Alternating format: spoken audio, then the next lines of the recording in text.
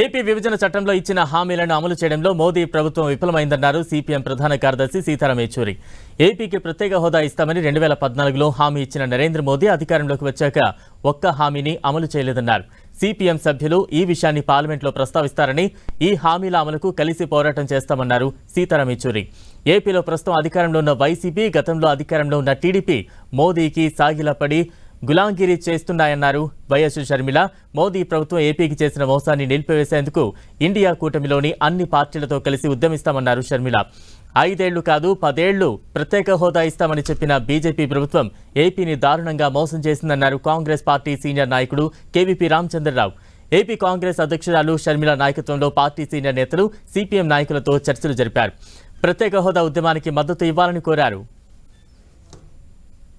మోదీ గారు వచ్చినప్పుడే 2014లో అప్పుడు వాళ్ళు ఇచ్చిన హామీ 5 సంవత్సరాలు కాదు మీరు అడిగేది, 10 సంవత్సరాల వరకు మేము ఇస్తామని వాళ్ళే చెప్పిన మాట ఇది. కానీ దాని తర్వాత ఇప్పటి వరకు ఒక్క ముందడుగు వేయలేదు. ముందడుగు వేయడమే కాదు, దానికి కాంపెన్సేషన్కి ఇవ్వాల్సిన ఆ అమౌంట్ కూడా అసలు ఏ విధంగా దాని గురించి అసలు చర్చ చేయడం మానేశారు. ఇది పెద్ద ద్రోహం ఆంధ్ర రాష్ట్రం. ఈ ద్రోహానికి వ్యతిరేకంగా ఇవాళ కలిసి అందరూ యునైటెడ్గా దీనికి వ్యతిరేకంగా పోరాటం చేయాల్సిన అవసరం ఉంది.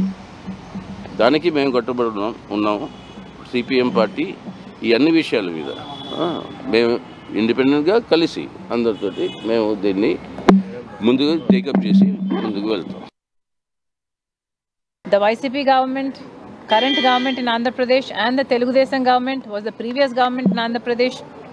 Both these parties have very categorically lent their support to the BJP party, in spite of the BJP party not fulfilling any of the promises it made to the state of Andhra Pradesh.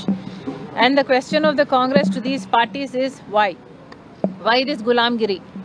Why this Gulamgiri to the BJP party? In spite of the BJP party not fulfilling any of the promises it made to the state of Andhra Pradesh, why this Gulamgiri to the BJP party?